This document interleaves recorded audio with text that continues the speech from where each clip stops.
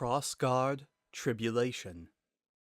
Written by Target 22 and read by Goombasa. Chapter 1. Like Gentlemen. The tavern was filled with the typical bustling, roughhousing, and of course, drinking. Ernest, the bartender, considered his good fortune that he would be filling his coffers again. The old hairy man leaned back against his cabinets, surveying his patrons whilst cleaning a glass. 24 of the customers were usuals. Hard-working men who had earned themselves a tall cold of stout at an affordable price.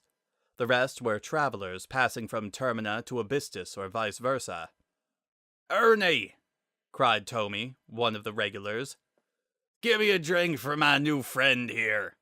The barrel-chested man patted his new friend on the back. Ernest pushed off of the cabin and reached under the bar for a bottle.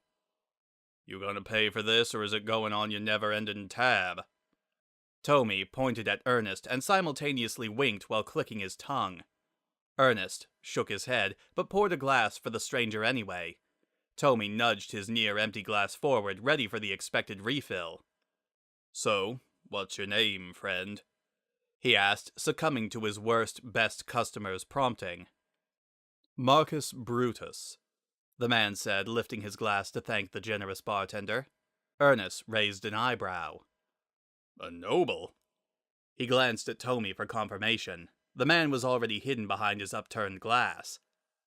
"What brings you to my humble tavern, Lord Brutus?"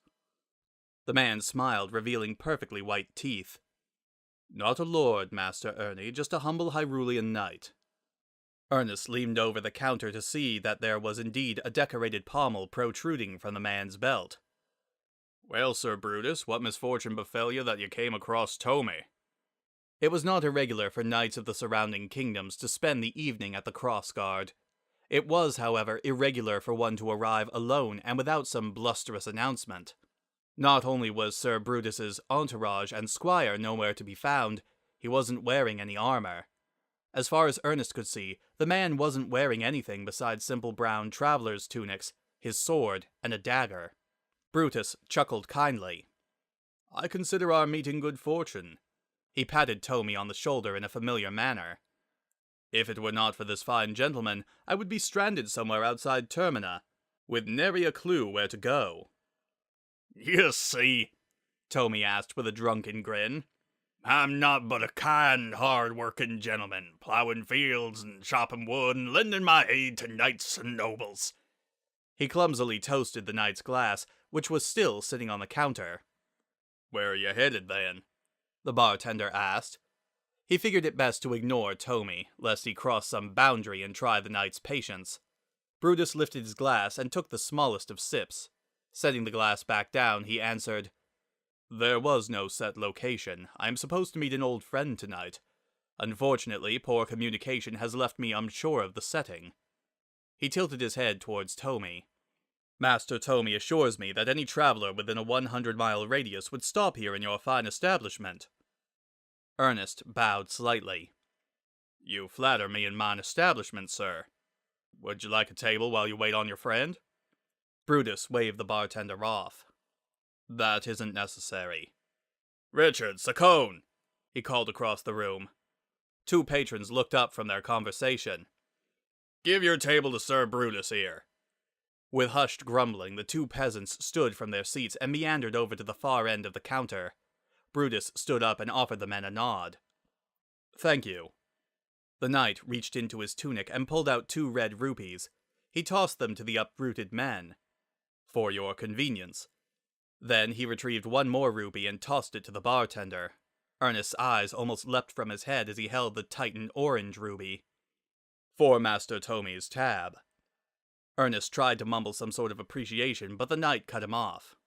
"If you see a man in a green tunic, probably carrying a broadsword across his back, would you send him to my table? He'll answer to Link."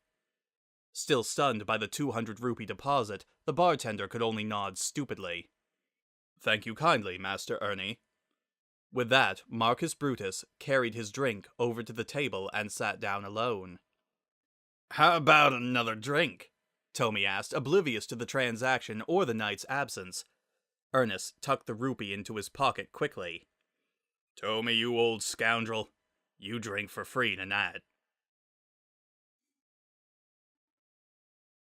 Link could hear the clamoring and jovial processions of the pub all the way from the stable. "Sit tight, girl," he said quietly as he rubbed the neck of his friend and steed. "I'll make sure you get some oats before you sleep." Epona gave an affectionate whinny. Their day had been long, no doubt she felt she deserved such a reward. "Good girl," he said, giving her one last pat. He stepped around her, closed the door to her rented stall, then headed for the tavern. He wasn't much in the mood for alcohol, but he hoped the kitchen was open so he could feed his stomach and maybe buy some supplies. If he could avoid having to turn in towards Termina, he would, even if it cost him some extra rupees. Just before Link reached the entrance, he brought his hand up to his face and felt his beard. It had been months since he'd seen a mirror, and weeks since he'd shaven. He bathed regularly, but still, he hoped he would not look like a crazed man from the mountains. Warm air and a thick scent of man and alcohol greeted Link as he opened the door. Those closest to the entrance glanced at him, eyes lingering on his sword and shield, but paid him little attention. Good, Link thought. The less attention I draw this close to Hyrule, the better. Encouraged by the lack of change in the atmosphere, the man garbed in green strode up to the counter. "Oi, your friend's over there, Sir Link." Link froze mid-step, eyes widened. He could feel his heart triple its pace. 35 men, 8 too intoxicated to fight, 20 with daggers, 7 with swords, 250-pound bouncer in the far corner, 2 exits and a staircase. Bartender's heart rate is 93 beats per minute. 5 men are looking at me now. None of them have hands on their weapons. The information flooded Link's mind in less than 3 seconds. With no immediate danger, he decided to act collected until he could identify the threat. "Have we met?" Link asked the bartender, the man who had called Link by his name.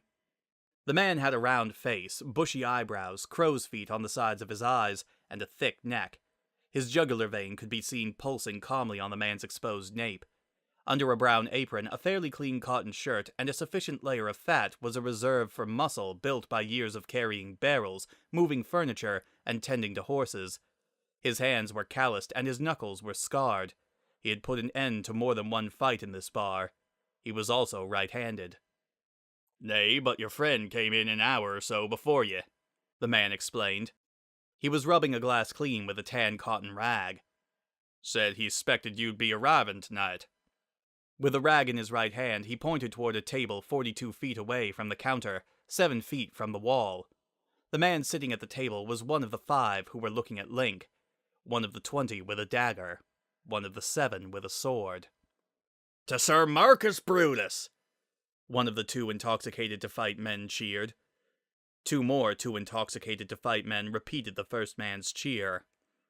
I know that name, Link thought with dread. This was bad. This was disastrous. Link cleared his throat. "Thank you, friend." The bartender nodded, then proceeded to follow Link with his eyes as he left the counter. Sir Marcus Brutus's heart rate quickened from 60 beats per minute to 75 as Link approached. "My dear friend," Link said coolly. Years of training helped him to keep his breathing and pulse in check. The stranger nodded his head. "Take a seat, Link." He gestured to the empty chair. Mind working a million miles a second, Link took the offer. Slowly he unbuckled his sheath and set the shield and broadsword on the table in front of him, pommel of his weapon facing him. "You're here to kill me," Link stated. The man nodded. "I am," he said evenly. "I rather wish you had stayed far away from this land. Unfortunately, your years of absence do not absolve you of your crimes." Without taking his eyes off Link, Brutus brought his half-empty glass to his mouth and took a tiny sip. Setting it down, he said, "That being said, I am a huge fan of yours. I was hoping we could speak as gentlemen before we shed blood." Link gestured for the bartender. "I don't see why not." A smile lit up the stranger's face. "Excellent." To be continued.